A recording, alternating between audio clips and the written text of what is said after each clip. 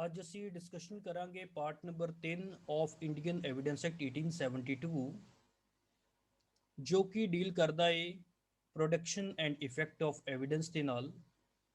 ਇਹਦੇ ਵਿੱਚ ਸਭ ਤੋਂ ਪਹਿਲੇ ਨੰਬਰ ਦੇ ਉੱਤੇ ਅਸੀਂ ਚੈਪਟਰ ਨੰਬਰ 7 ਦੀ ਸ਼ੁਰੂਆਤ ਕਰਾਂਗੇ ਜੋ ਕਿ ਡੀਲ ਕਰਦਾ ਹੈ of the burden of proof. What is the meaning of burden of proof? Burden of proof ਦਾ ਮਤਲਬ ਇਹ ਆ ਕਿ ਅਗਰ ਕਿਸੇ ਕੇਸ ਦੇ ਵਿੱਚ ਕਿਸੇ ਫੈਕਟ ਨੂੰ ਸਾਬਤ ਕਰਨਾ ਹੈ, ਅਗਰ ਕਿਸੇ ਕੇਸ ਦੇ ਵਿੱਚ ਕਿਸੇ ਫੈਕਟ ਨੂੰ ਅਗਰ ਕਿਸੇ ਪਾਰਟੀ ਨੇ ਸਾਬਤ ਕਰਨਾ ਹੈ ਤਾਂ ਕਿਹੜੀ ਪਾਰਟੀ ਉਸ ਫੈਕਟ ਨੂੰ ਸਾਬਤ ਕਰਨ ਦੇ ਲਈ ਗਵਾਹੀ ਲੈ ਕੇ ਆਏਗੀ, ਐਵੀਡੈਂਸ ਲੈ ਕੇ ਆਏਗੀ, ਉਸ ਚੀਜ਼ ਨੂੰ ਕਿਹਾ ਜਾਏਗਾ burden of proof. Burden of proof ਨੂੰ ਓਨਸ ਪ੍ਰੋਬੇਂਡੀ ਵੀ ਕਹਿੰਦੇ ਨੇ। ਓਨਸ ਪ੍ਰੋਬੇਂਡੀ ਦਾ ਮਤਲਬ ਇਹ ਆ ਉਹ ਵਿਅਕਤੀ ਜਿਸ ਨੇ ਕਿਸੇ ਐਵੀਡੈਂਸ ਨੂੰ ਸਾਬਤ ਕਰਨਾ ਹੈ ਬਾਈ ਗਿਵਿੰਗ ਦੀ ਐਵੀਡੈਂਸ, ਉਸ ਵਿਅਕਤੀ ਦੇ ਉੱਤੇ ਉਸ ਬਰਡਨ ਨੂੰ ਕੀ ਕਿਹਾ ਜਾਏਗਾ? ਓਨਸ ਪ੍ਰੋਬੇਂਡੀ।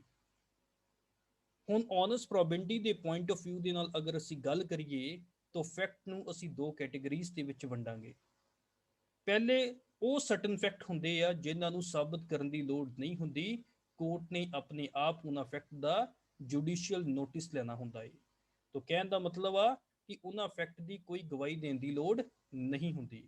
ਅਸੀਂ ਆਪਣੇ ਪਿਛਲੇ ਲੈਕਚਰਸ ਦੇ ਵਿੱਚ ਆਲਰੇਡੀ ਉਹਨਾਂ ਫੈਕਟ ਦੇ ਬਾਰੇ ਡਿਸਕਸ਼ਨ ਕਰ ਚੁੱਕੇ ਹਾਂ ਜਿਨ੍ਹਾਂ ਨੂੰ ਸਾਬਤ ਕਰਨ ਦੇ ਲਈ ਕੋਈ ਗਵਾਹੀ, ਕੋਈ ਐਵੀਡੈਂਸ ਨਹੀਂ ਦੇਣੀ ਪੈਂਦੀ। ਪਰ ਕੁਝ ਇਦਾਂ ਦੇ ਵੀ ਰੈਲੀਵੈਂਟ ਫੈਕਟ ਹੁੰਦੇ ਨੇ। ਮੈਂ ਇੱਥੇ ਗੱਲ ਕਹਿਣ ਡਿਆ ਸਿਰਫ ਤੇ ਸਿਰਫ ਉਹ ਫੈਕਟ ਜੋ ਕਿ ਰੈਲੀਵੈਂਟ ਫੈਕਟ ਹੁੰਦੇ ਨੇ। ਤਾਂ ਰੈਲੀਵੈਂਟ ਫੈਕਟ ਦੇ ਬਾਰੇ ਵੀ ਅਸੀਂ ਆਲਰੇਡੀ ਸੈਕਸ਼ਨ ਨੰਬਰ 5 ਤੋਂ ਲੈ ਕੇ 55 ਤੱਕ ਦੇ ਸੈਕਸ਼ਨ ਪੜ੍ਹ ਚੁੱਕੇ ਨੇ ਤੇ ਜਿਹਦੇ ਵਿੱਚ ਅਸੀਂ ਇਹ ਡਿਸਕਸ਼ਨ ਕੀਤੀ ਕਿ ਕਿਹੜੇ ਫੈਕਟ ਰੈਲੀਵੈਂਟ ਫੈਕਟ ਹੁੰਦੇ ਨੇ। ਤਾਂ ਰੈਲੀਵੈਂਟ ਫੈਕਟ ਨੂੰ ਕਈ ਇਦਾਂ ਦੇ ਰੈਲੀਵੈਂਟ ਫੈਕਟ ਹੁੰਦੇ ਨੇ ਜਿਨ੍ਹਾਂ ਨੂੰ ਸਾਬਤ ਕਰਨ ਦੀ ਲੋੜ ਪੈਂਦੀ ਹੈ। ਤਾਂ ਉਹਨਾਂ ਨੂੰ ਸਾਬਤ ਕਿੱਦਾਂ ਕੀਤਾ ਜਾ ਸਕਦਾ ਹੈ? ਬਾਈ ਗਿਵਿੰਗ ਦੀ ਐਵੀਡੈਂਸ। ਇਹ ਐਵੀਡੈਂਸ ਡਾਕੂਮੈਂਟਰੀ ਐਵੀਡੈਂਸ ਵੀ ਹੋ ਸਕਦਾ ਹੈ, ਇਹ ਐਵੀਡੈਂਸ ਔਰਲ ਐਵੀਡੈਂਸ ਵੀ ਹੋ ਸਕਦਾ ਹੈ। तो ਔਰਲ ਐਵੀਡੈਂਸ ਦੇ ਕੇ ਜਾਂ ਡਾਕੂਮੈਂਟਰੀ ਐਵੀਡੈਂਸ ਦੇ ਕੇ ਕਿਸੇ ਫੈਕਟ ਨੂੰ ਸਾਬਤ ਕੀਤਾ ਜਾ ਸਕਦਾ ਹੈ। ਠੀਕ ਹੈ ਜੀ। तो बर्डन ऑफ प्रूफ का मतलब की होया है, मैं एक बार रिपीट कर देना।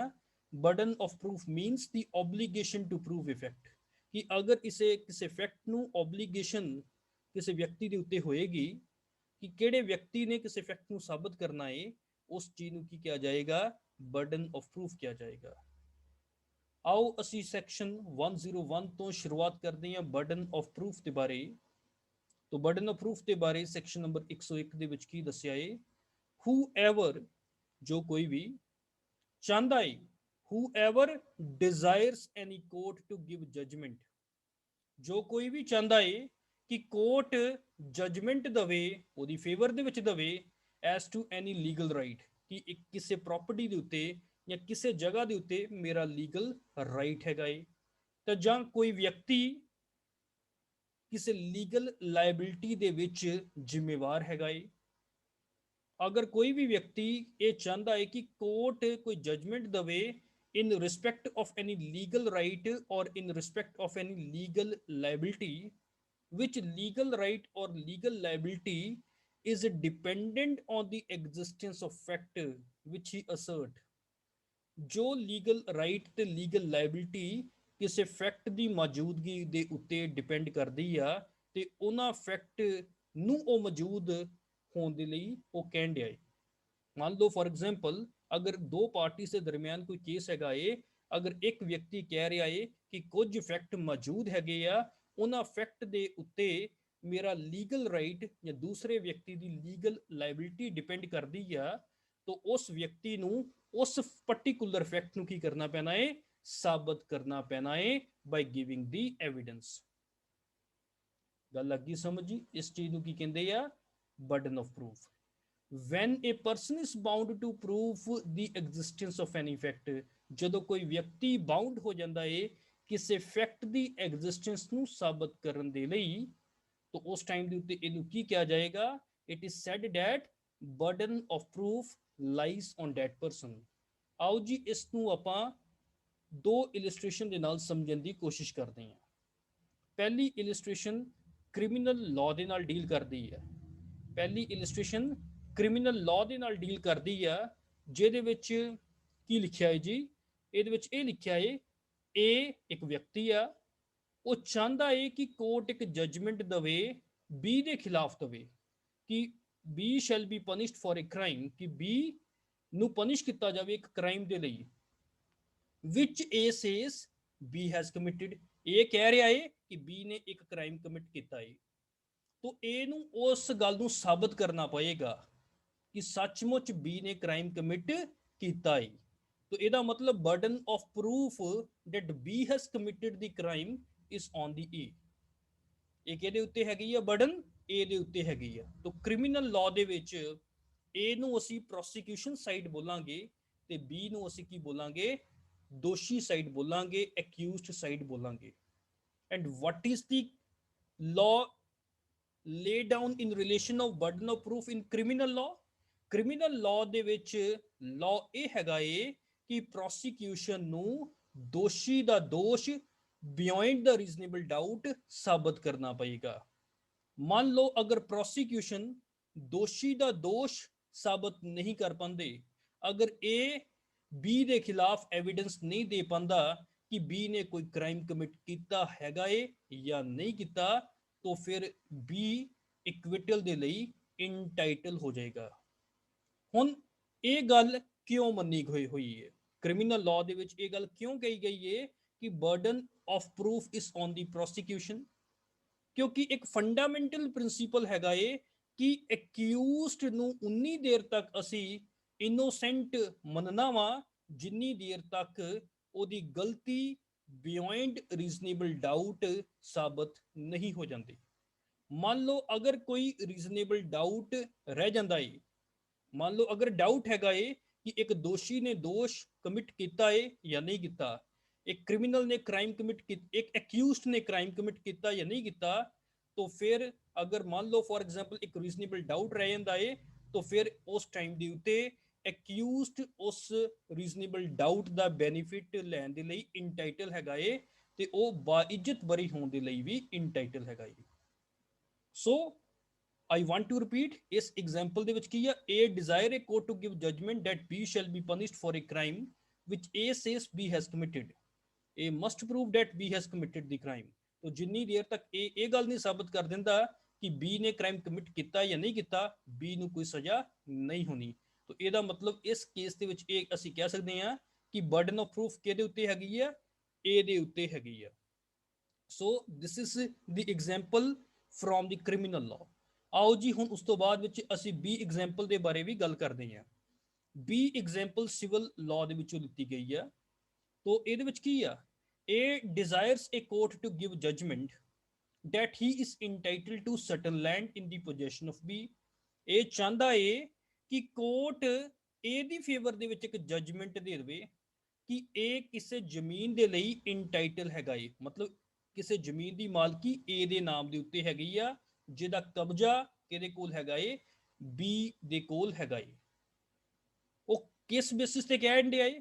ਬਾਈ ਰੀਜ਼ਨ ਆਫ ਫੈਕਟ ਵਿਚ ਹੀ ਅਸਰਟ। ਕੁਝ ਫੈਕਟ ਉਹ ਅਸਰਟ ਕਰਦਾ ਪਿਆ ਕਿ ਮੰਨ ਲਓ ਫॉर ਐਗਜ਼ਾਮਪਲ ਦੇ ਤੌਰ ਦੇ ਉੱਤੇ A ਦੀ ਫੇਵਰ ਦੇ ਵਿੱਚ ਕੋਈ ਵਸੀਅਤ ਹੋ ਸਕਦੀ ਹੈ, A ਦੀ ਫੇਵਰ ਦੇ ਵਿੱਚ ਕੋਈ ਸੇਲ ਡੀਡ ਹੋ ਸਕਦੀ ਹੈ, A ਦੀ ਫੇਵਰ ਦੇ ਵਿੱਚ ਕੋਈ ਗਿਫਟ ਡੀਡ ਹੋ ਸਕਦੀ ਹੈ, A ਦੀ ਫੇਵਰ ਦੇ ਵਿੱਚ ਕੋਈ ਐਕਸਚੇਂਜ ਡੀਡ ਹੋ ਸਕਦੀ ਹੈ।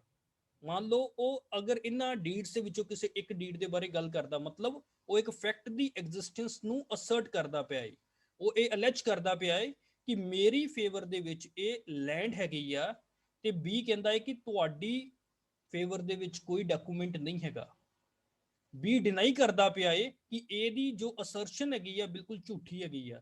ਤਾਂ ਇਹਦਾ ਮਤਲਬ ਕੀ ਆ ਕਿ A ਨੂੰ ਕੋਰਟ ਦੇ ਵਿੱਚ ਸਾਬਤ ਕਰਨਾ ਪੈਣਾ ਹੈ ਕਿ ਸੱਚਮੁੱਚ ਉਹ ਫੈਕਟ ਮੌਜੂਦ ਹੈਗੇ ਨੇ, ਸੱਚਮੁੱਚ ਮੇਰੀ ਫੇਵਰ ਦੇ ਵਿੱਚ ਵਿਲ ਹੈਗੀ ਆ, ਸੱਚਮੁੱਚ ਮੇਰੀ ਫੇਵਰ ਦੇ ਵਿੱਚ ਕੋਈ ਡਾਕੂਮੈਂਟਰੀ ਐਵੀਡੈਂਸ ਹੈਗਾ ਏ ਜਿਹਦੇ ਨਾਲ ਮੈਂ ਇਸ ਜ਼ਮੀਨ ਦਾ ਮਾਲਕ ਬਣਦਾ ਪਿਆ ਹਾਂ। ਤਾਂ ਇਹਦੇ ਵਿੱਚ ਬਰਡਨ ਆਫ ਪ੍ਰੂਫ ਕਿਹਦੇ ਉੱਤੇ ਹੈਗੀ ਆ? ਬਰਡਨ ਆਫ ਪ੍ਰੂਫ ਇਸ ਫੈਕਟ ਨੂੰ ਸਾਬਤ ਕਰਨ ਦੀ ਜ਼ਿੰਮੇਵਾਰੀ A ਦੀ ਹੈਗੀ ਆ। So this is something about section number 101। ਇੱਕ ਵਾਰ ਮੈਂ ਰਿਪੀਟ ਕਰ ਦਿੰਦਾ ਸੈਕਸ਼ਨ ਨੰਬਰ 101 ਨੂੰ, burden of proof.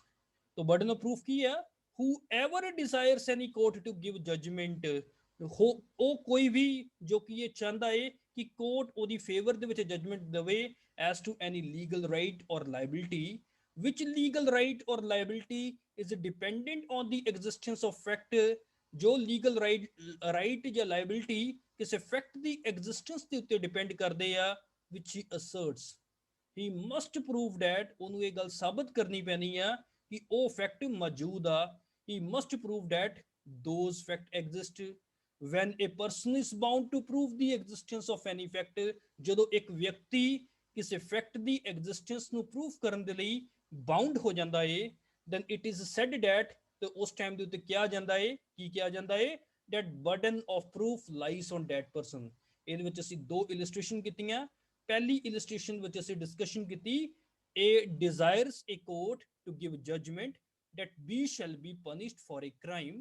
which A says B has committed ਇਹ ਚਾਹੁੰਦਾ ਏ ਕਿ ਕੋਰਟ ਇੱਕ ਜਜਮੈਂਟ ਦੇਵੇ ਜਿਹਦੇ ਵਿੱਚ B ਨੂੰ ਪਨਿਸ਼ ਕੀਤਾ ਜਾਵੇ ਕਿਸੇ ਕ੍ਰਾਈਮ ਦੇ ਲਈ ਜਿਹਦੇ ਉੱਤੇ ਇਹ ਕਹਿੰਦਾ ਏ ਕਿ ਇਹ ਕ੍ਰਾਈਮ B ਦੇ ਦੁਆਰਾ ਕਮਿਟ ਕੀਤਾ ਗਿਆ ਏ ਤੋ ਇਹਨੂੰ ਸਾਬਤ ਕਰਨਾ ਪੈਣਾ ਹੈ ਕੋਰਟ ਦੇ ਵਿੱਚ ਬਿਯੋਂਡ ਦਾ ਰੀਜ਼ਨੇਬਲ ਡਾਊਟ ਕਿ B has committed the sad crime ਤੋ ਇਹ ਸੀ ਇਹ ਇਲਸਟ੍ਰੇਸ਼ਨ ਜੋ ਕਿ ਕ੍ਰਿਮੀਨਲ ਲਾਅ ਦੇ ਨਾਲ ਡੀਲ ਕਰਦੀ ਆ ਤੇ ਅਸੀਂ B ਇਲਸਟ੍ਰੇਸ਼ਨ ਡੀਲ ਕੀਤੀ a desire a court to give judgment that he is entitled to certain land which is in the possession of B by reason of the fact which he asserts ਇਹ ਚਾਹੁੰਦਾ ਏ ਕਿ court ਇੱਕ judgement ਦੇਵੇ ਜਿਹਦੇ ਵਿੱਚ ਇਹ ਕਵੇ ਕਿ ਉਹ ਸਰਟਨ ਲੈਂਡ ਦਾ ਮਾਲਕ ਹੈਗਾ ਏ ਜਿਹਦਾ ਕਬਜ਼ਾ ਕਿਹਦੇ ਕੋਲ ਹੈਗਾ ਏ ਬੀ ਦੇ ਕੋਲ ਹੈਗਾ ਏ ਪਰ ਬੀ ਕਹਿੰਦਾ ਏ ਕਿ ਜੋ ਏ ਦੇ ਦੁਆਰਾ ਫੈਕਟ ਅਸਰਟ ਕੀਤੇ ਜਾ ਰਹੇ ਨੇ ਇਹ ਸੱਚੇ ਨਹੀਂ ਹੈਗੇ ਇਹ ਝੂਠੇ ਨੇ ਤੇ ਇਹਦਾ ਮਤਲਬ ਏ ਨੂੰ ਸਾਬਤ ਕਰਨਾ ਪੈਣਾ ਕਿ ਜਿਹੜੇ ਫੈਕਟ ਦੇ ਬੇਸਿਸ ਦੇ ਐਗਜ਼ਿਸਟੈਂਸ ਦੇ ਬੇਸਿਸ ਦੇ ਉੱਤੇ ਉਹ ਕਹਿੰਦਾ ਪਿਆ ਏ ਕਿ ਉਹ ਸਰਟਨ ਲੈਂਡ ਦੀ ਇੰਟਾਈਟਲਮੈਂਟ ਇਹਦੀ ਹੈਗੀ ਆ ਇਹਨੂੰ ਉਹ ਗੱਲ ਸਾਬਤ ਕਰਨੀ ਪੈਣੀ ਆ ਇਹ must prove the existence of those facts before the court of law ਹੁਣ ਸੈਕਸ਼ਨ ਨੰਬਰ 102 ਦੇ ਵਿੱਚ ਇੱਕ ਗੱਲ ਨੂੰ ਹੋਰ ਕਲੈਰੀਫਾਈ ਕਰ ਦਿੱਤਾ ਬਰਡਨ ਆਫ ਪ੍ਰੂਫ ਦੇ ਬਰਡਨ ਆਫ ਪ੍ਰੂਫ ਕਿਸ ਵਿਅਕਤੀ ਦੇ ਉੱਤੇ ਲਾਈ ਕਰਦੀ ਹੈ ਮੰਨ ਲਓ ਇੱਕ ਕੇਸ ਦੇ ਵਿੱਚ ਕਿਸੇ ਫੈਕਟ ਦੀ ਐਗਜ਼ਿਸਟੈਂਸ ਦਾ ਕੁਐਸਚਨ ਆ ਜਾਂਦਾ ਹੈ ਅਗਰ ਮੰਨ ਲਓ ਇੱਕ ਵਿਅਕਤੀ ਅਸਰਟ ਕਰਦਾ ਪਿਆ ਏ ਦੂਸਰਾ ਪਾਰਟੀ ਉਹਨੂੰ ਡਿਨਾਈ ਕਰਦਾ ਪਿਆ ਏ ਇੱਕ ਪਾਰਟੀ ਡਿਨਾਈ ਕਰਦੀ ਪਈ ਆ ਤੇ ਦੂਸਰੀ ਪਾਰਟੀ ਉਸ ਫੈਕਟ ਨੂੰ ਅਸਰਟ ਕਰਦੀ ਪਈ ਆ ਮੰਨ ਲਓ ਦੋਨਾਂ ਪਾਰਟੀਆਂ ਦੇ ਵਿੱਚੋਂ ਅਗਰ ਕੋਈ ਪਾਰਟੀ ਉਸ ਫੈਕਟ ਨੂੰ ਸਾਬਤ ਨਹੀਂ ਕਰਦੀ ਐਵੀਡੈਂਸ ਨਹੀਂ ਦਿੰਦੀ ਉਹ ਪਾਰਟੀ ਦੇ ਹਾਰਨ ਦਾ ਖਤਰਾ ਵਾ ਕਹਿਣ ਦਾ ਮਤਲਬ ਜਿਹੜੀ ਪਾਰਟੀ ਦੇ ਹਾਰਨ ਦਾ ਖਤਰਾ ਵਾ ਉਸ ਪਾਰਟੀ ਦੇ ਉੱਤੇ ਹੀ ਬਰਡਨ ਹੁੰਦੀ ਆ ਕਿ ਉਸ ਫੈਕਟ ਨੂੰ ਸਾਬਤ ਕਰੇ ਬਾਈ ਗਿਵਿੰਗ ਦੀ ਐਵੀਡੈਂਸ ਅਗਰ ਉਹ ਪਾਰਟੀ ਉਸ ਫੈਕਟ ਨੂੰ ਸਾਬਤ ਨਹੀਂ ਕਰਦੀ then ਉਹ ਪਾਰਟੀ ਫੇਲ ਹੋਏਗੀ ਉਹ ਪਾਰਟੀ ਹਾਰੇਗੀ ਕੇਸ ਦੇ ਵਿੱਚ ਤੋ ਸੈਕਸ਼ਨ 102 ਦੇ ਵਿੱਚ ਕੀ ਕਿਹਾ ਹੈ ਆਓ ਜੀ ਇੱਕ ਵਾਰ ਪੜ੍ਹਦੇ ਹਾਂ section number 102 is dealing with on whom the burden of proof lies the burden of proof in a suit or proceeding ਕਿਸੇ ਸਿਵਲ ਦਾਅਵੇ ਦੇ ਵਿੱਚ ਵੀ ਹੋ ਸਕਦਾ ਜਾਂ ਕਿਸੇ ਪ੍ਰੋਸੀਡਿੰਗਸ ਦੇ ਵਿੱਚ ਵੀ ਹੋ ਸਕਦਾ that may be the criminal proceeding or that may be the civil proceeding the burden of proof in a suit or proceeding lies on that person ਉਸ ਵਿਅਕਤੀ ਦੇ ਉੱਤੇ burden of proof lie ਕਰੇਗਾ who would fail ਜੋ ਕਿ ਹਾਰ ਜਾਏਗਾ if no evidence at all were given on either side ਆਓ ਜੀ ਇਸ 102 ਨੂੰ ਅਸੀਂ ਦੋ ਐਗਜ਼ਾਮਪਲਾਂ ਦੀ ਮਦਦ ਦੇ ਨਾਲ ਸਮਝਣ ਦੀ ਕੋਸ਼ਿਸ਼ ਕਰਦੇ ਹਾਂ A ਨੇ B ਨੂੰ ਸਿਊ ਕੀਤਾ A ਨੇ B ਨੂੰ ਸਿਊ ਕੀਤਾ ਫॉर ਲੈਂਡ ਇੱਕ ਲੈਂਡ ਦੇ ਲਈ of which B is in possession ਜਿਹਦੇ ਉੱਤੇ B ਦਾ ਕਬਜ਼ਾ ਵਾ I want to repeat A ਨੇ B ਦੇ ਖਿਲਾਫ ਇੱਕ ਸਿਵਲ ਸੂਟ ਫਾਈਲ ਕਰ ਦਿੱਤਾ ਕਿ ਇਸ ਲੈਂਡ ਜੋ ਕਿ B ਦੀ ਇਹ ਲੈਂਡ ਮੇਰੀ ਹੈਗੀ ਆ ਤੇ B ਉਹਦੇ ਵਿੱਚ ਕਬਜ਼ੇ ਦੇ ਵਿੱਚ ਬੈਠਾ ਏ of which A as A assert was left to A by the will of C ਜੋ ਕਿ B ਦਾ ਫਾਦਰ ਏ ਹੁਣ ਮੰਨ ਲਓ ਇਸ ਕੇਸ ਦੇ ਵਿੱਚ ਅਗਰ ਆਪਾਂ ਗੱਲ ਕਰੀਏ A ਨੇ ਇੱਕ ਜ਼ਮੀਨ ਦੇ ਕਬਜ਼ੇ ਦੇ ਲਈ ਦਾਵਾ ਕਰ ਦਿੱਤਾ ਜਿਸ ਜ਼ਮੀਨ ਦਾ ਕਬਜ਼ਾ ਕਿਹਦੇ ਕੋਲ ਹੈਗਾ ਵਾ B ਦਾ ਹੈਗਾ ਵਾ ਇਹ ਜ਼ਮੀਨ ਕਿਹਦੀ ਸੀ B ਦੇ ਫਾਦਰ C ਦੀ ਸੀ ਇਹ ਕਹਿੰਦਾ ਏ ਕਿ B ਦੇ ਫਾਦਰ C ਨੇ ਮੇਰੀ ਫੇਵਰ ਦੇ ਵਿੱਚ ਵਿਲ ਕੀਤੀ ਸੀ ਤੇ ਇਸ ਕਰਕੇ ਜ਼ਮੀਨ ਮੈਨੂੰ ਮਿਲਣੀ ਚਾਹੀਦੀ ਆ ਹੁਣ ਮੰਨ ਲਓ ਫੋਰ ਐਗਜ਼ਾਮਪਲ ਅਗਰ B ਡਿਨਾਈ ਕਰਦਾ ਕਿ ਕੋਈ ਵਿਲ ਨਹੀਂ ਕੀਤੀ ਮੈਂ ਜੋ ਕਬਜ਼ੇ ਦੇ ਵਿੱਚ ਹਾਂ ਬਿਲਕੁਲ ਸਹੀ ਆ ਹੁਣ ਇੱਕ ਗੱਲ ਹੈਗੀ ਹੈ C ਦੇ ਮਰਨ ਤੋਂ ਬਾਅਦ ਵਿੱਚ ਵੈਸੇ ਵੀ ਲੈਂਡ ਕਿਹਦੇ ਕੋਲ ਜਾਏਗੀ B ਦੇ ਕੋਲ ਜਾਏਗੀ ਜੋ ਕਿ C ਦਾ ਮੁੰਡਾ ਏ अगर मान लो ए ਕਹਿਣ ਡਿਆ ਹੈ ਕਿ ਸੀ ਦੇ ਦੁਆਰਾ ਮੇਰੇ ਫੇਵਰ ਦੇ ਵਿੱਚ ਵਸੀਅਤ ਕੀਤੀ ਆ, ਅਗਰ ਉਹ ਵਸੀਅਤ ਪ੍ਰੋਡਿਊਸ ਨਹੀਂ ਕਰਦਾ, what will happen, he will fail. if no evidence were given on either side, मान लो ना A एविडेंस ਦਿੰਦਾ ਏ ਉਸ ਵਿਲ ਦੇ ਉੱਤੇ, ਨਾ B एविडेंस ਦਿੰਦਾ ਏ ਕਿਸੇ ਵਿਲ ਦੇ ਉੱਤੇ, B would be entitled to retain his possession, B ਤਾਂ ਉਹ ਆਪਣੀ ਪੋਜੀਸ਼ਨ ਨੂੰ ਰਿਟੇਨ ਕਰ ਲੂਗਾ ਕਿਉਂਕਿ B ਤਾਂ C ਦਾ ਮੁੰਡਾ ਏ। ਤੇ ਇਸ ਕਰਕੇ ਉਸ ਵਿਲ ਨੂੰ ਸਾਬਤ ਕਰਨ ਦੀ ਬਰਡਨ ਕਿਹਦੇ ਉੱਤੇ ਹੈਗੀ ਆ, A ਦੇ ਉੱਤੇ ਹੈਗੀ ਆ। A has to prove that C has executed will in his favor, therefore burden of proof is on A. A has to produce the documentary evidence ਜਿਹਦੇ ਵਿੱਚ ਵਿਲ ਸੀ ਦੇ ਦੁਆਰਾ A ਦੀ ਫੇਵਰ ਦੇ ਵਿੱਚ execute ਕੀਤੀ ਹੋਵੇ। ਆਓ ਜੀ B ਇਲਸਟ੍ਰੇਸ਼ਨ ਦੀ ਗੱਲ ਕਰਦੇ ਹਾਂ। A ਨੇ ਸੀਊ ਕੀਤਾ B ਨੂੰ for money due on a bond. A ਨੇ B ਨੂੰ ਸੀਊ ਕਰ ਦਿੱਤਾ ਪੈਸਿਆਂ ਦੇ ਲਈ ਜੋ ਕਿ ਕਿਸੇ ਬੌਂਡ ਦੇ ਬੇਸਿਸ ਦੇ ਉੱਤੇ A ਦੀ ਫੇਵਰ ਦੇ ਵਿੱਚ ਡਿਊ ਹੋਏ ਆ। B ਨੇ ਉਸ ਬੌਂਡ ਦੀ ਐਗਜ਼ੀਕਿਊਸ਼ਨ ਨੂੰ ਐਡਮਿਟ ਕਰ ਲਿਆ। ਇਹਦਾ ਮਤਲਬ a fact which is asserted by one party which is admitted by the other party need not to be proved। ਹੁਣ A ਨੂੰ ਤਾਂ ਉਸ ਬੌਂਡ ਨੂੰ ਸਾਬਤ ਕਰਨ ਦੀ ਲੋੜ ਨਹੀਂ ਪੈਣੀ, ਪਰ B ਉਹਦੇ ਵਿੱਚ ਨਾਲ ਕੀ ਕਹਿ ਰਿਹਾ ਹੈ?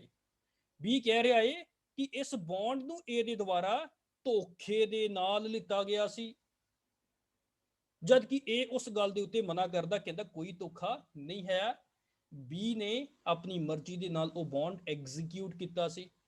ਹੁਣ ਮੰਨ ਲਓ ਫॉर ਐਗਜ਼ਾਮਪਲ ਦੇ ਤੌਰ ਦੇ ਉੱਤੇ ਇਸ ਪ੍ਰੈਜ਼ੈਂਟ ਕੇਸ ਦੇ ਵਿੱਚ ਕੋਈ ਐਵੀਡੈਂਸ ਦੋਨਾਂ ਪਾਰਟੀ ਦੇ ਵੱਲੋਂ ਨਾ ਦਿੱਤਾ ਜਾਵੇ। ਅਗਰ ਕੋਈ ਐਵੀਡੈਂਸ ਦੋਨਾਂ ਪਾਰਟੀ ਦੇ ਵੱਲੋਂ ਨਾ ਦਿੱਤਾ ਜਾਵੇ, A ਤਾਂ ਜਿੱਤ ਜੂਗਾ ਕਿਉਂਕਿ B ਨੇ ਉਸ ਬੌਂਡ ਨੂੰ ਡਿਸਪਿਊਟ ਨਹੀਂ ਕੀਤਾ, B ਨੇ ਉਸ ਬੌਂਡ ਨੂੰ ਐਡਮਿਟ ਕਰ ਲਿੱਤਾ ਵਾ, ਠੀਕ ਹੈ ਨਾ। तो अगर मान लो कल B अगर उस धोखे ਨੂੰ ਸਾਬਤ ਕਰਨਾ ਚਾਹੁੰਦਾ ਏ, he has to give the evidence। ਅਗਰ B ਉਸ ਧੋਖੇ ਨੂੰ ਸਾਬਤ ਕਰਨ ਦੇ ਲਈ ਕੋਰਟ ਦੇ ਵਿੱਚ ਕਿਸੇ ਵੀ ਤਰ੍ਹਾਂ ਦੀ ਐਵੀਡੈਂਸ ਨਹੀਂ ਦਿੰਦਾ ਤੇ B ਉਸ ਕੇਸ ਦੇ ਵਿੱਚ ਹਾਰ ਜਾਏਗਾ। तो ਇਹਦਾ ਮਤਲਬ ਬਰਡਨ ਆਫ ਪ੍ਰੂਫ ਕਿਹਦੇ ਉੱਤੇ ਹੈਗਾ ਏ? ਬਰਡਨ ਆਫ ਪ੍ਰੂਫ ਇਸ ਕੇਸ ਦੇ ਵਿੱਚ B ਦੇ ਉੱਤੇ ਹੈਗਾ ਏ, because B has to prove that bond in question was obtained by A by making the fraud। so this is something about section 102। section 102 ਨੂੰ ਇੱਕ ਵਾਰ ਮੈਂ ਰਿਪੀਟ ਕਰਵਾ ਦਿੰਦਾ। section number 102 is dealing with on whom burden of proof lies। ਕਿਸ ਵਿਅਕਤੀ ਦੇ ਉੱਤੇ burden of proof lie ਕਰਦਾ ਵਾ ਕਿਸੇ ਕੇਸ ਦੇ ਵਿੱਚ। तो ਕੀ ਲਿਖਿਆ ਹੈ ਜੀ? the burden of proof in a suit or proceeding lies on that person who would fail, जो कि फेल हो जाऊगा if no evidence at all were given on either side। let us take two illustrations। first illustration is talking about in which A sues B, ਜਿਹਦੇ ਵਿੱਚ A ਨੇ B ਨੂੰ sue ਕੀਤਾ for land of which B is in possession। A ਨੇ B ਨੂੰ ਇੱਕ land ਦੇ ਲਈ sue ਕੀਤਾ ਜੋ ਕਿ B ਦੇ ਕਬਜ਼ੇ ਦੇ ਵਿੱਚ ਹੈਗੀ ਆ, and which as A assert, A Ki assert ਕਰਦਾ ਵਾ, was left to A, ਉਹ ਜ਼ਮੀਨ A ਨੂੰ ਛੱਡ ਦਿੱਤੀ ਗਈ ਸੀ by the will of C, ਜੋ ਕਿ B ਦਾ ਫਾਦਰ ਹੈ। ਅਗਰ ਦੋਨਾਂ ਸਾਈਡ ਦੇ ਵਿੱਚੋਂ ਐਵੀਡੈਂਸ ਨਾ ਦਿੱਤੀ ਜਾਵੇ, if no evidence were given on either side, B would be entitled to retain his possession because C was the father of B। therefore burden of proof ਕਿਹਦੇ ਉੱਤੇ ਹੈਗਾ is on A। A has to prove that will was executed by C in favor of A।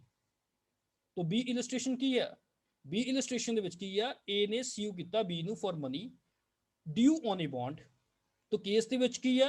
B ਦੇ ਦੁਆਰਾ bond ਦੀ execution ਨੂੰ admit ਕਰ ਦਿੱਤਾ ਗਿਆ, ਪਰ ਨਾਲ ਦੇ ਨਾਲ B ਨੇ ਕੀ ਕਿਹਾ that the bond in question was obtained by A through making the fraud, ਜਦ ਕਿ ਉਸ ਫਰਾਡ ਨੂੰ A ਡਿਨਾਈ ਕਰਦਾ ਵਾ। ਅਗਰ ਐਵੀਡੈਂਸ ਕਿਸੇ ਵੀ ਤਰ੍ਹਾਂ ਦਾ ਈਦਰ ਸਾਈਡ ਦੇ ਵਿੱਚੋਂ ਨਾ ਦਿੱਤਾ ਜਾਵੇ, A would succeed as the bond is not disputed and the fraud is not proved। ਤੇ ਫਰਾਡ ਵੀ ਸਾਬਤ ਨਹੀਂ ਹੋਇਆ। ਫਰਾਡ ਕਿਹਨੇ ਸਾਬਤ ਕਰਨਾ ਸੀ? B ਨੇ ਸਾਬਤ ਕਰਨਾ ਸੀ। ਇਹਦਾ ਮਤਲਬ ਬਰਡਨ ਆਫ ਪ੍ਰੂਫ ਕਿਹਦੇ ਉੱਤੇ ਹੈਗਾ ਵਾ? B ਦੇ ਉੱਤੇ ਆ। B ਨੂੰ ਸਾਬਤ ਕਰਨਾ ਵਾ ਪੈਣਾ ਵਾ ਕਿ ਇਹ ਜੋ ਬੌਂਡ ਇਨ ਕੁਐਸਚਨ ਆ A ਦੇ ਦੁਆਰਾ ਬਾਈ ਮੇਕਿੰਗ ਫਰਾਡ ਆਬਟੇਨ ਕੀਤਾ ਗਿਆ ਸੀ। ਠੀਕ ਹੈ ਜੀ। So this is something about section number 102। ਹੁਣ ਉਸ ਤੋਂ ਬਾਅਦ ਵਿੱਚ ਗੱਲ ਕਰਦੇ ਹਾਂ ਸੈਕਸ਼ਨ ਨੰਬਰ 103 ਦੇ ਬਾਰੇ। ਸੈਕਸ਼ਨ ਨੰਬਰ 103 ਦੇ ਵਿੱਚ ਕੀ ਹੈ? Burden of proof as to particular fact. Burden of proof as to particular fact. ਇੱਕ ਪਾਰਟਿਕੂਲਰ ਫੈਕਟ ਨੂੰ ਸਾਬਤ ਕਰਨ ਦੀ ਬਰਡਨ ਕਿਹਦੇ ਉੱਤੇ ਹੈਗੀ ਆ? ਇਹ ਉਸ ਵਿਅਕਤੀ ਦੇ ਉੱਤੇ ਹੈਗੀ ਆ ਜੋ ਕਿ ਇਹ ਚਾਹੁੰਦਾ ਵਾ ਕਿ ਕੋਰਟ ਉਸ ਪਾਰਟਿਕੂਲਰ ਫੈਕਟ ਦੇ ਉੱਤੇ ਯਕੀਨ ਕਰ ਲਵੇ ਕਿ ਉਹ ਪਾਰਟਿਕੂਲਰ ਫੈਕਟ ਮੌਜੂਦਗੀ ਦੇ ਵਿੱਚ ਹੈਗਾ। ਪਰ ਜੇ ਤਾਂ ਕਿਸੇ ਲਾਅ ਦੇ ਵਿੱਚ ਕਿਹਾ ਗਿਆ ਵਾ ਕਿ ਇੱਕ ਪਾਰਟਿਕੂਲਰ ਪਰਸਨ ਹੀ ਉਸ ਪਾਰਟਿਕੂਲਰ ਫੈਕਟ ਨੂੰ ਸਾਬਤ ਕਰੇਗਾ, ਫਿਰ ਤਾਂ ਉਸ ਕਾਨੂੰਨ ਦੇ ਅਕੋਰਡਿੰਗਲੀ ਚੱਲਾਂਗੇ। ਬਟ ਨਾਰਮਲੀ ਜਿਹੜਾ ਵਿਅਕਤੀ ਇੱਕ ਪਾਰਟਿਕੂਲਰ ਫੈਕਟ ਦੀ ਐਗਜ਼ਿਸਟੈਂਸ ਨੂੰ ਅਸਰਟ ਕਰਦਾ ਪਿਆ ਵਾ, ਉਸ ਵਿਅਕਤੀ ਦੇ ਦੁਆਰਾ ਹੀ ਉਸ ਪਾਰਟਿਕੂਲਰ ਫੈਕਟ ਨੂੰ ਸਾਬਤ ਕਰਨਾ ਪੈਣਾ ਵਾ। तो सेक्शन 103 ਦੇ ਵਿੱਚ ਕੀ ਲਿਖਿਆ ਹੈ, ਇੱਕ ਵਾਰ ਮੈਂ ਤੁਹਾਨੂੰ ਪੜ੍ਹਾ ਦਿੰਦਾ। The burden of proof as to any particular fact lies on that person who wish the court to believe in its existence। ਜੋ ਚਾਹੁੰਦਾ ਹੈ ਕਿ ਕੋਰਟ ਬਲੀਵ ਕਰੇ ਕਿ ਉਹ ਫੈਕਟ ਮੌਜੂਦਗੀ ਦੇ ਵਿੱਚ ਹੈਗਾ ਵਾ। Unless it is provided by any law that the proof of that fact shall lie on any particular person। आओ जी ਇਹਦੀ ਇਲਸਟ੍ਰੇਸ਼ਨ ਦੇ ਨਾਲ ਸਮਝਣ ਦੀ ਕੋਸ਼ਿਸ਼ ਕਰਦੇ ਹਾਂ 103 ਨੂੰ। A prosecute B for theft। A ਨੇ B ਨੂੰ prosecute ਕੀਤਾ ਚੋਰੀ ਦੇ ਲਈ and wish the court to believe that B admitted the theft to C। ਤੇ ਇਹ ਵੀ ਚਾਹੁੰਦਾ ਹੈ ਕਿ ਕੋਰਟ ਇਸ ਗੱਲ ਦੇ ਉੱਤੇ ਬਲੀਵ ਕਰੇ ਕਿ B ਨੇ C ਦੇ ਸਾਹਮਣੇ ਐਡਮਿਸ਼ਨ ਦਿੱਤੀ ਸੀ। ਹੁਣ ਇਹਦਾ ਮਤਲਬ ਆ ਕਿ ਹੁਣ ਚਾਹੁੰਦਾ ਕੌਣ ਆ? A ਚਾਹੁੰਦਾ, ਪ੍ਰੋਸੀਕਿਊਸ਼ਨ ਚਾਹੁੰਦੀ ਹੈ। ਇਹਦਾ ਮਤਲਬ ਹੁਣ ਪ੍ਰੂਫ ਕੌਣ ਕਰੇਗਾ ਕਿ B ਨੇ C ਦੇ ਸਾਹਮਣੇ ਐਡਮਿਸ਼ਨ ਦਿੱਤੀ ਸੀ? obviously it is the A। ਜੋ ਇਹੀ ਹੈਗਾ ਵਾ ਜੋ ਕਿ ਇਹ ਪ੍ਰੂਫ ਕਰੇਗਾ ਕਿ B ਦੇ ਦੁਆਰਾ C ਦੇ ਅੱਗੇ ਇਹ ਐਡਮਿਸ਼ਨ ਕੀਤੀ ਗਈ ਸੀ ਕਿ B ਨੇ ਚੋਰੀ ਕੀਤੀ ਹੈ। ਗੱਲ ਅੱਗੇ ਸਮਝੀ? I want to repeat। A prosecute B for theft and wish the court to believe that B admitted the theft to C। A must prove the admission। आओ जी B illustration ਦਿੱਤੀ ਆਂਦੀ ਹੈ। B wish the court to believe that at the time in question he was elsewhere। ਅਗਰ ਮੰਨ ਲਓ for example ਕਿਸੇ case ਦੇ ਵਿੱਚ B ਇਹ ਚਾਹੁੰਦਾ ਹੈ ਕਿ ਕੋਰਟ ਇਸ ਗੱਲ ਦੇ ਉੱਤੇ ਯਕੀਨ ਕਰੇ at the time in question, ਜਿਸ ਟਾਈਮ ਇਨ ਕੁਐਸਚਨ ਦੇ ਵਿੱਚ ਮੇਰੇ ਖਿਲਾਫ ਇਹ ਐਲੀਗੇਸ਼ਨ ਲਾਈ ਜਾ ਰਹੀ ਆ, ਉਸ ਟਾਈਮ ਦੇ ਉੱਤੇ ਮੈਂ ਇੱਥੇ ਮੌਜੂਦ ਨਹੀਂ ਹੈਗਾ ਸੀ, ਮੈਂ ਕਿਸੇ ਹੋਰ ਜਗ੍ਹਾ ਤੇ ਮੌਜੂਦ ਸੀ। ਮਤਲਬ ਪਲੀ ਆਫ ਐਲੀਬੀ ਲੈਣ ਡਿਆ ਵਾ, ਜੋ ਕਿ ਸੈਕਸ਼ਨ ਨੰਬਰ 11 ਦੇ ਵਿੱਚ ਅਸੀਂ ਪੜ੍ਹੇ ਸੀ। Plea of alibi when a person is not present, when a person was present at elsewhere, ਮਤਲਬ ਉਹ ਮੌਕੇ ਦੇ ਉੱਤੇ ਜਗ੍ਹਾ ਦੇ ਉੱਤੇ ਅਗਰ ਨਹੀਂ ਹੈਗਾ, ਕਿਸੇ ਹੋਰ ਜਗ੍ਹਾ ਦੇ ਉੱਤੇ ਹੈਗਾ, that is the called plea of alibi। for example A ਨੇ B ਦੇ ਖਿਲਾਫ ਕੋਈ ਕੇਸ ਫਾਈਲ ਕਰ ਦਿੱਤਾ ਕਿ A ਨੇ ਉਸ ਦਿਨ ਮੇਰੇ ਨਾਲ ਲੜਾਈ ਕੀਤੀ ਸੀ, ਪਰ A ਅਗਰ ਕਹਿੰਦਾ ਹੈ ਕਿ ਮੈਂ ਉਸ ਦਿਨ ਉਸ ਜਗ੍ਹਾ ਦੇ ਉੱਤੇ ਨਹੀਂ ਹੈਗਾ, ਮੈਂ ਕਿਸੇ ਹੋਰ ਜਗ੍ਹਾ ਦੇ ਉੱਤੇ ਹੈਗਾ ਸੀ। ਫੋਰ ਐਗਜ਼ਾਮਪਲ A ਕਹਿੰਦਾ ਮਤਲਬ ਕਿ ਦੂਸਰਾ ਵਿਅਕਤੀ ਕਹਿੰਦਾ ਕਿ ਉਸ ਦਿਨ ਉਹ ਚੰਡੀਗੜ੍ਹ ਦੇ ਵਿੱਚ ਹੈਗਾ ਸੀ, ਜਦਕਿ ਦੂਸਰਾ ਵਿਅਕਤੀ ਕਹਿੰਦਾ ਮੈਂ ਤਾਂ ਮੁੰਬਈ ਦੇ ਵਿੱਚ ਹੈਗਾ ਸੀ। ਤਾਂ ਜਿਹੜਾ ਵਿਅਕਤੀ ਕਹਿਣ ਡਿਆ ਕਿ ਮੈਂ ਮੁੰਬਈ ਦੇ ਵਿੱਚ ਹੈਗਾ ਵਾਂ, ਉਸ ਨੂੰ ਇਹ ਗੱਲ ਸਾਬਤ ਕਰਨੀ ਪੈਣੀ ਹੈ that I was in Mumbai at that time. ਅਗਰ ਇਹਦੇ ਵਿੱਚ ਵੀ ਕੀ ਆ, B ਕੋਰਟ ਨੂੰ ਇਹ ਯਕੀਨ ਦਿਵਾਉਣਾ ਚਾਹੁੰਦਾ ਹੈ ਕਿ at the time in question he was elsewhere, ਤਾਂ ਉਸ ਨੂੰ ਇਹ ਗੱਲ ਸਾਬਤ ਕਰਨੀ ਪੈਣੀ ਹੈ ਕਿ ਉਹ ਕਿਸੇ ਹੋਰ ਜਗ੍ਹਾ ਦੇ ਉੱਤੇ ਹੈਗਾ ਵਾ। ਉਹ ਟਿਕਟਾਂ ਟੁਕਟਾਂ ਜਾਂ ਦਿਖਾਊਗਾ ਜਾਂ ਆਪਣੀ ਕੋਈ ਵੀਡੀਓ ਦਿਖਾਊਗਾ ਕਿ ਆਹ ਦੇਖੋ ਜੀ ਮੈਂ ਇਸ ਦਿਨ ਇਸ ਜਗ੍ਹਾ ਦੇ ਉੱਤੇ ਬੈਠਾ ਸੀ। So this is something about section number 103। आओ जी ਸੈਕਸ਼ਨ ਨੰਬਰ 104 ਦੀ ਗੱਲ ਕਰਦੇ ਹਾਂ। ਸੈਕਸ਼ਨ ਨੰਬਰ 104 ਦੇ ਵਿੱਚ ਕੀ ਕਿਹਾ ਹੈ? burden of proving fact to be proved to make evidence admissible। it is very important ਕਿ ਕਈ ਵਾਰ ਕੋਈ ਐਵੀਡੈਂਸ ਐਡਮਿਸਿਬਲ ਹੁੰਦਾ ਹੈ, ਕੋਈ ਐਵੀਡੈਂਸ ਐਡਮਿਸਿਬਲ ਤਾਂ ਹੁੰਦਾ ਹੈ, ਪਰ ਉਸ ਐਵੀਡੈਂਸ ਨੂੰ ਟੈਂਡਰ ਕਰਨ ਤੋਂ ਪਹਿਲਾਂ ਅਗਰ ਤੁਹਾਨੂੰ ਕਿਸੇ ਹੋਰ ਫੈਕਟ ਨੂੰ ਸਾਬਤ ਕਰਨਾ ਪਵੇ ਤੇ ਉਸ ਫੈਕਟ ਨੂੰ ਸਾਬਤ ਕਰਨ ਦੀ ਬਰਡਨ ਕਿਹਦੇ ਉੱਤੇ ਹੈਗਾ ਹੈ? ਜੋ ਉਹ ਐਵੀਡੈਂਸ ਦੇਣਾ ਚਾਹੁੰਦਾ ਹੈ। ਫੋਰ ਐਗਜ਼ਾਮਪਲ ਮੈਂ ਪਹਿਲਾ ਸੈਕਸ਼ਨ 104 ਦੀ ਬੇਅਰ ਲੈਂਗੁਏਜ ਪੜ੍ਹਾਉਣ ਤੋਂ ਪਹਿਲਾਂ ਇਲਸਟ੍ਰੇਸ਼ਨ ਦੇ ਨਾਲ ਇਸ ਪੁਆਇੰਟ ਨੂੰ ਸਮਝਾਉਣਾ ਚਾਹੂੰਗਾ। ਇਹ ਚਾਹੁੰਦਾ ਹੈ ਕਿ ਇੱਕ ਸਟੇਟਮੈਂਟ ਇਨ ਕੁਐਸਚਨ B ਦੀ ਡਾਈਂਗ ਡੈਕਲੇਰੇਸ਼ਨ ਆ, ਠੀਕ ਹੈ। Dying declaration is relevant under section number 32 clause number 1, ਠੀਕ ਹੈ ਨਾ। तो पर एक गल आ गई है, पहले नंबर ते तेनू ये तो साबित करना पैना वा कि B ਦੀ ਡੈਥ ਹੋ ਚੁੱਕੀ ਹੈ। ਜਿੰਨੀ ਦੇਰ ਤੱਕ A B ਦੀ ਡੈਥ ਨੂੰ ਸਾਬਤ ਨਹੀਂ ਕਰਦਾ, ਉਨੀ ਦੇਰ ਤੱਕ ਉਹ ਇਹ ਕਿੱਦਾਂ ਸਾਬਤ ਕਰ ਸਕਦਾ ਹੈ ਕਿ ਇਹ ਜੋ ਡਾਈ ਡੈਕਲੇਰੇਸ਼ਨ ਐਡਮਿਸਿਬਲ ਹੋ ਜਾਵੇ। ਪਹਿਲੇ ਨੰਬਰ ਦੇ ਉੱਤੇ A ਨੂੰ ਸਾਬਤ ਕਰਨਾ ਪੈਣਾ B ਦੀ ਡੈਥ ਹੋਈ ਹੈ। ਅਗਰ A ਇਸ ਗੱਲ ਨੂੰ ਸਾਬਤ ਕਰ ਦਿੰਦਾ ਹੈ ਕਿ B ਦੀ ਡੈਥ ਹੋ ਚੁੱਕੀ ਆ, ਫਿਰ ਉਹਦੇ ਦੁਆਰਾ ਡਾਈ ਡੈਕਲੇਰੇਸ਼ਨ ਦੀ ਐਵੀਡੈਂਸ ਵੀ ਉਹ ਟੈਂਡਰ ਕਰ ਸਕਦਾ ਹੈ, ਠੀਕ ਹੈ ਜੀ। तो दूसरी इलस्ट्रेशन की है, ये चाहता है A wish to proof by secondary evidence. Secondary evidence की मदद के नाल किसी डॉक्यूमेंट दे कंटेंट साबित करना चाहता है जो कि यह कह रहा है कि वो डॉक्यूमेंट लॉस्ट हो गया है। पहले नंबर के उत्ते ए नूं इस केस दे विच की साबित करना पऊगा कि डॉक्यूमेंट इन क्वेश्चन सचमुच लॉस्ट हो गया है। तो ਅਸੀਂ section number 65 of Indian evidence act 1872 ਦੇ ਵਿੱਚ ਪੜਿਆ ਸੀ ਕਿ ਕਦੋਂ ਕਦੋਂ ਕਿਹੜੇ ਸਰਕਮਸਟੈਂਸਸ ਦੇ ਵਿੱਚ ਸੈਕੰਡਰੀ ਐਵੀਡੈਂਸ ਐਡਮਿਸਿਬਲ ਹੋ ਸਕਦਾ ਹੈ। ਉਹਦੇ ਵਿੱਚ ਇੱਕ ਅਸੀਂ ਸਰਕਮਸਟੈਂਸ ਪੜਿਆ ਕਿ ਜਦੋਂ ਓਰੀਜਨਲ ਡਾਕੂਮੈਂਟ ਗਵਾ ਚੁੱਕਾ ਹੈ ਤੇ ਉਸ ਟਾਈਮ ਦੇ ਉੱਤੇ ਤੁਸੀਂ ਉਹਦੇ ਕੰਟੈਂਟ ਨੂੰ ਸੈਕੰਡਰੀ ਐਵੀਡੈਂਸ ਦੀ ਮਦਦ ਦੇ ਨਾਲ ਸਾਬਤ ਕਰ ਸਕਦੇ ਹੋ। ਪਰ ਅਗਰ ਮੰਨ ਲਓ ਸੈਕੰਡਰੀ ਐਵੀਡੈਂਸ ਦੇ ਨਾਲ ਅਗਰ ਕਿਸੇ ਲੌਸਟ ਡਾਕੂਮੈਂਟ ਦੇ ਕੰਟੈਂਟ ਨੂੰ ਸਾਬਤ ਕਰਨਾ ਚਾਹੁੰਦੇ ਆ, ਸਭ ਤੋਂ ਪਹਿਲੇ ਨੰਬਰ ਦੇ ਉੱਤੇ ਸਾਨੂੰ ਸਾਬਤ ਕੀ ਕਰਨਾ ਪਊਗਾ ਕਿ ਡਾਕੂਮੈਂਟ ਇਨ ਕੁਐਸਚਨ ਜਿਹੜਾ ਕਿ ਓਰੀਜਨਲ ਡਾਕੂਮੈਂਟ ਹੈ ਸੱਚਮੁੱਚ ਲੌਸਟ ਹੋ ਗਿਆ ਸੀ। ਠੀਕ ਹੈ ਜੀ। So this is something about section number 104। ਇੱਕ ਵਾਰ ਮੈਂ ਸੈਕਸ਼ਨ ਨੰਬਰ 104 ਦੀ ਹੁਣ ਬੇਅਰ ਲੈਂਗੁਏਜ ਵੀ ਪੜ੍ਹਾ ਦੇਣਾ। burden of proving fact to be proved to make evidence admissible, the burden of proving any fact, ਇਦਾਂ ਦਾ fact which is necessary to be proved, ਜਿਹਨੂੰ proof ਕਰਨਾ ਜ਼ਰੂਰੀ ਆ ਤਾਂ ਜੋ in order to enable any person to give evidence of any other fact, ਤਾਂ ਜੋ ਕਿਸੇ ਵਿਅਕਤੀ ਨੂੰ ਇਸ ਯੋਗ ਬਣਾਇਆ ਜਾਵੇ ਕਿ ਉਹ ਕਿਸੇ ਹੋਰ ਫੈਕਟ ਦੀ ਐਵੀਡੈਂਸ ਦੇ ਸਕੇ। ਇਹ ਕਿਹਦੇ ਉੱਤੇ ਬਰਡਨ ਹੈਗੇ? is on the person who wish to give such evidence। तो ਇਹਦੇ ਵਿੱਚ ਅਸੀਂ ਦੋ ਇਲਸਟ੍ਰੇਸ਼ਨ ਡਿਸਕਸ ਕੀਤੀਆਂ। A wish to prove a dying declaration by B, first of all he has to prove that B is dead। Secondly, a wish to prove by secondary evidence the content of a lost document, he has to prove first of all that document in question has already been lost। ठीक है जी। So this is something about section number 104 of Indian Evidence Act 1874। sorry 1872। Section 105 ਦੀ ਗੱਲ ਕਰਦੇ ਹਾਂ। Section number 105 ਕੀ ਕਹਿ ਰਿਹਾ ਵਾ?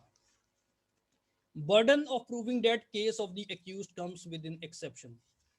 ਅਸੀਂ criminal law ਦੇ ਵਿੱਚ ਪਹਿਲਾਂ ਵੀ ਮੈਂ ਤੁਹਾਨੂੰ ਪੜਾਇਆ ਵਾ ਕਿ ਕ੍ਰਿਮੀਨਲ ਲਾਅ ਦੇ ਵਿੱਚ ਸਭ ਤੋਂ ਪਹਿਲੇ ਨੰਬਰ ਦੇ ਉੱਤੇ ਪ੍ਰੋਸੀਕਿਊਸ਼ਨ ਦੇ ਉੱਤੇ ਬਰਡਨ ਹੁੰਦੀ ਆ ਕਿ ਕ੍ਰਾਈਮ ਇਨ ਕੁਐਸਚਨ ਵਾਸ ਕਮਿਟਡ ਬਾਈ ਦੀ ਅਕਿਊਜ਼ਡ। ਇੱਕ ਵਾਰ ਪ੍ਰੋਸੀਕਿਊਸ਼ਨ ਨੇ ਆਪਣੀ ਇਸ ਬਰਡਨ ਨੂੰ ਡਿਸਚਾਰਜ ਕਰ ਦਿੱਤਾ, ਬਿਯੋਂਡ ਦਾ ਰੀਜ਼ਨੇਬਲ ਡਾਊਟ ਇਹ ਸਾਬਤ ਕਰ ਦਿੱਤਾ ਕਿ ਦੋਸ਼ੀ ਨੇ ਇਹ ਕ੍ਰਾਈਮ ਕਮਿਟ ਕੀਤਾ ਹੈ, ਦੋਸ਼ੀ ਨੇ ਇਹ ਕ੍ਰਾਈਮ ਕਮਿਟ ਕੀਤਾ ਹੈ। ਤਾਂ ਦੋਸ਼ੀ ਨੇ ਕ੍ਰਾਈਮ ਕਮਿਟ ਕੀਤਾ ਹੈ। ਹੁਣ ਦੋਸ਼ੀ ਨੇ ਆਪਣੀ ਡਿਫੈਂਸ ਦੇ ਵਿੱਚ ਅਗਰ ਕੋਈ ਐਵੀਡੈਂਸ ਦੇਣੀ ਆ ਤੇ ਆਪਣੀ ਡਿਫੈਂਸ ਦੇ ਵਿੱਚ ਦੋਸ਼ੀ ਚਾਹੁੰਦਾ ਹੈ ਕਿ ਕੋਰਟ ਦੇ ਵਿੱਚ ਇਹ ਗੱਲ ਸਾਬਤ ਕਰ ਦਵੇ ਕਿ ਮੇਰਾ ਜੋ ਕੇਸ ਆ ਇੰਡੀਅਨ ਪੀਨਲ ਕੋਡ ਦੀ ਜਨਰਲ ਐਕਸੈਪਸ਼ਨਸ ਦੇ ਵਿੱਚ ਆਂਦਾ ਸੀ, ਮੈਂ ਪ੍ਰਾਈਵੇਟ ਡਿਫੈਂਸ ਦੇ ਵਿੱਚ ਕੰਮ ਕੀਤਾ ਸੀ ਤੇ ਜਾਂ ਮੈਂ ਉਸ ਟਾਈਮ ਦੇ ਅਨਸਾਊਂਡ ਮਾਈਂਡ ਇਹਦਾ ਹੈਗਾ ਹੀ ਕਿ ਇਹ ਕੰਮ ਐਕਸੀਡੈਂਟਲੀ ਹੋ ਗਿਆ ਵਾ, ਤੇ ਜਾਂ ਕਿਸੇ ਪਾਰਟਿਕੂਲਰ ਆਫੈਂਸ ਦੀ ਐਕਸੈਪਸ਼ਨ ਦੇ ਵਿੱਚ ਆਂਦਾ ਵਾ। ਤਾਂ ਇੰਡੀਅਨ ਪੀਨਲ ਕੋਡ ਦੇ ਵਿੱਚ ਵੱਖ-ਵੱਖ ਸੈਕਸ਼ਨਾਂ ਦੇ ਵਿੱਚ ਐਕਸੈਪਸ਼ਨਸ ਵੀ ਲੇ ਡਾਊਨ ਕੀਤੀਆਂ ਨੇ ਕਿ ਜਦੋਂ ਇੱਕ ਵਿਅਕਤੀ ਉਸ ਕ੍ਰਾਈਮ ਦੇ ਲਈ ਲਾਇਬਲ ਨਹੀਂ ਹੋਏਗਾ ਤੇ ਜਾਂ ਕਿਸੇ ਪ੍ਰੋਵੀਜ਼ੋ ਦੀ ਕਿਸੇ ਐਕਸੈਪਸ਼ਨ ਵਿੱਚ ਉਹਦਾ ਕੇਸ ਫਾਲ ਕਰਦਾ ਏ, ਤੇ ਜਾਂ ਕੋਈ ਇਦਾਂ ਦਾ ਲਾਅ ਹੈਗਾ ਏ ਇੰਡੀਅਨ ਪੀਨਲ ਕੋਡ ਤੋਂ ਇਲਾਵਾ ਉਹਦੇ ਵਿੱਚ ਜਿੱਥੇ ਆਫੈਂਸ ਨੂੰ ਡਿਫਾਈਨ ਕੀਤਾ ਏ ਉਹਦੇ ਵਿੱਚ ਉਹਦੀਆਂ ਐਕਸੈਪਸ਼ਨਸ ਵੀ ਲੇ ਡਾਊਨ ਹੈਗੀਆਂ ਨੇ ਕਿ ਉਹ ਇਹ ਚਾਹੁੰਦਾ ਏ ਕਿ ਕੋਰਟ ਬਲੀਵ ਕਰੇ ਕਿ ਮੇਰਾ ਕੇਸ ਕਿਸੇ ਪਾਰਟਿਕੂਲਰ ਐਕਸੈਪਸ਼ਨ ਦੇ ਵਿੱਚ ਆਂਦਾ ਏ, ਇਸ ਕਰਕੇ ਮੈਂ ਲਾਇਬਲ ਨਹੀਂ ਹੈਗਾ। ਤੋ he has to proof, he has to give the evidence. ਜਦੋਂ ਪ੍ਰੋਸੀਕਿਊਸ਼ਨ ਨੇ ਆਪਣੀ ਬਰਡਨ ਡਿਸਚਾਰਜ ਕਰ ਦਿੱਤੀ ਤੇ ਹੁਣ ਡਿਫੈਂਸ ਦੀ ਵਾਰੀ ਹੈਗੀ ਆ, ਦੋਸ਼ੀ ਦੀ ਵਾਰੀ ਹੈਗੀ ਆ। ਦੋਸ਼ੀ ਇਹ ਚਾਹੁੰਦਾ ਵਾ ਕਿ ਕੋਰਟ ਇਸ ਗੱਲ ਦੇ ਉੱਤੇ ਬਲੀਵ ਕਰੇ ਕਿ ਮੇਰਾ ਕੇਸ ਇੰਡੀਅਨ ਪੀਨਲ ਕੋਡ ਦੀ ਜਨਰਲ ਐਕਸੈਪਸ਼ਨ ਦੇ ਵਿੱਚ ਫਾਲ ਕਰਦਾ ਵਾ ਤੇ ਜਾਂ ਕਿਸੇ ਸਪੈਸ਼ਲ ਐਕਸੈਪਸ਼ਨ ਦੇ ਵਿੱਚ ਫਾਲ ਕਰਦਾ ਵਾ ਤੇ ਜਾਂ ਕਿਸੇ ਸਪੈਸ਼ਲ ਪ੍ਰੋਵੀਜ਼ੋ ਦੇ ਵਿੱਚ ਫਾਲ ਕਰਦਾ ਵਾ which is contained in any other part of the same Indian Penal Code, ਤੇ ਜਾਂ ਮੇਰਾ ਕੇਸ ਕਿਸੇ ਹੋਰ ਲਾਅ ਦੀ ਐਕਸੈਪਸ਼ਨਸ ਦੇ ਵਿੱਚ ਫਾਲ ਕਰਦਾ ਏ ਜਿਹਦੇ ਵਿੱਚ ਉਸ ਆਫੈਂਸ ਨੂੰ ਡਿਫਾਈਨ ਕੀਤਾ ਗਿਆ ਏ। ਅਗਰ ਉਹ ਚਾਹੁੰਦਾ ਏ ਕਿ ਮੇਰਾ ਕੇਸ ਕਿਸੇ ਪਾਰਟਿਕੂਲਰ ਡਿਫੈਂਸ ਦੇ ਵਿੱਚ ਆ ਜਾਵੇ ਤੇ ਮੈਂ ਕੋਰਟ ਨੂੰ ਇਹ ਗੱਲ ਸਾਬਤ ਕਰ ਪਾਵਾਂ, he has to prove that. Burden of proof ਕਿਹਦੇ ਉੱਤੇ ਹੈਗੀ ਆ ਕਿ ਮੇਰਾ ਕੇਸ ਉਸ ਖਾਸ ਐਕਸੈਪਸ਼ਨ ਦੇ ਵਿੱਚ ਆਂਦਾ। ਇਹ ਦੋਸ਼ੀ ਦੇ ਉੱਤੇ ਹੀ ਬਰਡਨ ਆਫ ਪ੍ਰੂਫ ਹੈਗੀ ਆ ਕਿ ਦੋਸ਼ੀ ਨੂੰ ਸਾਬਤ ਕਰਨਾ ਪੈਣਾ ਕਿ ਮੇਰਾ ਕੇਸ ਇੱਕ ਖਾਸ ਐਕਸੈਪਸ਼ਨ ਦੇ ਵਿੱਚ ਆਂਦਾ ਵਾ। ਜਿੰਨੀ ਦੇਰ ਤੱਕ ਦੋਸ਼ੀ ਇਸ ਗੱਲ ਦੀ ਐਵੀਡੈਂਸ ਨਹੀਂ ਦੇਗਾ ਕਿ ਮੇਰਾ ਕੇਸ ਐਕਸੈਪਸ਼ਨ ਦੇ ਵਿੱਚ ਆਂਦਾ ਏ, ਕੋਰਟ ਪ੍ਰਸਿਊਮ ਕੀ ਕਰੇਗੀ ਕਿ ਇਦਾਂ ਦੇ ਐਕਸੈਪਸ਼ਨ ਦੇ ਸਰਕਮਸਟੈਂਸ ਮੌਜੂਦ ਹੀ ਨਹੀਂ ਸੀ ਹੈਗੇ। The court shall presume the absence of such circumstances। आओ जी एक बार सेक्शन नंबर 105 की बेयर लैंग्वेज में पढ़ा देना। burden of proving that case of the accused comes within exceptions। की लिखा है जी? when a person is accused of any offense, ਜਦੋਂ ਇੱਕ ਵਿਅਕਤੀ ਕਿਸੇ offense ਦਾ ਦੋਸ਼ੀ ਹੈਗਾ ਹੈ, the burden of proving the existence of circumstances bringing the case within any of the general exceptions of Indian Penal Code, कि मेरा केस ਇੰਡੀਅਨ ਪੀਨਲ ਕੋਡ ਦੀ general exceptions ਵਿੱਚ ਫਾਲ ਕਰਦਾ ਪਿਆ ਵਾ, ਉਹਨਾਂ ਸਰਕਮਸਟੈਂਸਿਸ ਦੇ ਵਿੱਚ ਫਾਲ ਕਰਦਾ ਜੋ ਕਿ general exceptions of Indian penal code ਦੇ ਵਿੱਚ ਦੱਸੀਆਂ ਹੋਈਆਂ ਨੇ। ਤੇ ਜਾਂ ਮੇਰਾ ਜਿਹੜਾ ਕੇਸ ਹੈਗਾ ਵਾ ਕਿਸੇ ਸਪੈਸ਼ਲ ਐਕਸੈਪਸ਼ਨ ਜਾਂ ਪ੍ਰੋਵਿਜ਼ੋ ਦੇ ਵਿੱਚ ਫਾਲ ਕਰਦਾ ਵਾ which is contained in any other part of the same code, ਔਰ ਮੇਰਾ ਕੇਸ ਕਿਸੇ ਐਕਸੈਪਸ਼ਨ ਦੇ ਵਿੱਚ ਫਾਲ ਕਰਦਾ which is contained in any law defining the offense। ਇਹ ਬਰਡਨ ਆਫ ਪ੍ਰੂਫ ਕਿਹਦੇ ਉੱਤੇ ਹੈਗਾ? Is upon the accused.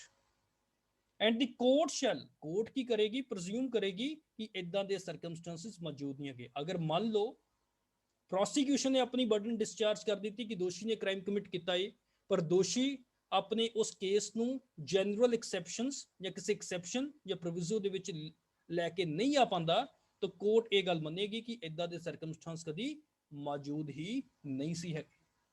Let us take examples of section number 105। section number 105 ਦੀ ਪਹਿਲੀ ਇਹ ਇਲਸਟ੍ਰੇਸ਼ਨ ਦੇ ਵਿੱਚ ਇਹ ਆ ਕਿ A ਦੇ ਉੱਤੇ ਇੱਕ ਤੌਹਮਤ ਲੱਗੀ ਕਿ ਉਹਨੇ ਇੱਕ ਮਰਡਰ ਕੀਤਾ। ਇਹ accused of murder alleged at, ਉਹ ਅਲੈਜ ਕੀ ਕਰਦਾ ਪਿਆ ਇਹ ਜੋ ਕਿ ਦੋਸ਼ੀ ਹੈਗਾ ਵਾ ਕਿ ਇਹ ਜੋ ਕਤਲ ਤਾਂ ਹੋਇਆ ਏ ਪਰ ਅਨਸਾਊਂਡਨੈਸ ਆਫ ਮਾਈਂਡ ਦੇ ਕਰਕੇ ਹੋਇਆ, ਮੈਨੂੰ ਪਤਾ ਹੀ ਨਹੀਂ ਸੀ ਹੈਗਾ ਕਿ ਮੈਂ ਕਰਦਾ ਕੀ ਪਿਆ ਵਾਂ। It is taken place by the reason of unsoundness of mind, which is one of the general exception in Indian Penal Code। ਤੇ ਉਹਨੂੰ ਪਤਾ ਹੀ ਨਹੀਂ ਲੱਗਾ ਅਨਸਾਊਂਡਨੈਸ ਆਫ ਮਾਈਂਡ ਦੇ ਕਰਕੇ ਕਿ ਉਹ ਜੋ ਕੰਮ ਕਰ ਰਿਹਾ ਵਾ ਉਹਦੀ ਨੇਚਰ ਕੀ ਹੈਗੀ ਆ। ਤੋ ਇਹ ਬਰਡਨ ਆਫ ਪ੍ਰੂਫ ਕਿਹਦੇ ਉੱਤੇ ਹੈਗੀ ਆ ਕਿ ਮੈਂ ਅਨਸਾਊਂਡਨੈਸ ਆਫ ਮਾਈਂਡ ਦੇ ਵਿੱਚ ਗੁਜ਼ਰਦਾ ਪਿਆ ਹੀ। ਇਟ ਇਜ਼ ਔਨ ਦੀ ਏ। ਤੇ ਆਓ ਜੀ ਇੱਕ ਵਾਰ ਮੈਂ ਪੜ੍ਹਾ ਦਿੰਦਾ। ਇਹ accused of murder alleges that by reason of unsoundness of mind he did not know the nature of the act, the burden of proof is on him। तो B illustration ਕੀ ਹੈਗੀ ਹੈ? ਇਹ accused of murder, ਇਹਦੇ ਉੱਤੇ ਇੱਕ murder ਦੀ ਤੌਹਮਤ ਲੱਗੀ ਹੈ। alleges that by grave and sudden provocation, ਕਿ ਮੈਨੂੰ ਯਕਦਮ ਜ਼ਿਆਦਾ ਗੁੱਸਾ ਆ ਗਿਆ ਸੀ। he was deprived of power of self control। ਹੁਣ ਇਸ ਗੱਲ ਨੂੰ ਸਾਬਤ ਕਰਨ ਦੀ ਡਿਊਟੀ ਕਿਹਦੀ ਹੈਗੀ ਹੈ? ਇਹਦੇ ਉੱਤੇ ਹੈ। burden of proof is on A। he has to prove ਕਿ ਉਹਨੂੰ grave and sudden provocation ਆ ਗਈ ਸੀ ਜਿਹਦੇ ਕਰਕੇ ਉਹਦਾ ਸੈਲਫ ਕੰਟਰੋਲ ਖਤਮ ਹੋ ਗਿਆ ਤੇ ਜਿਹਦੇ ਕਰਕੇ ਉਹਨੇ ਦੂਸਰੇ ਬੰਦੇ ਦਾ ਕਤਲ ਕਰ ਦਿੱਤਾ। ਅਗਰ ਉਹ ਨਹੀਂ ਇਸ ਗੱਲ ਨੂੰ ਕੋਰਟ ਦੇ ਵਿੱਚ ਲੈ ਕੇ ਆਂਦਾ, ਕੋਰਟ ਇਸ ਗੱਲ ਨੂੰ ਐਬਸੈਂਟ ਮੰਨੇਗੀ। ਤੋਂ ਸੈਕਸ਼ਨ ਸੀ ਇਲਸਟ੍ਰੇਸ਼ਨ ਦੇ ਵਿੱਚ ਕੀ ਦੱਸਿਆ ਹੈ?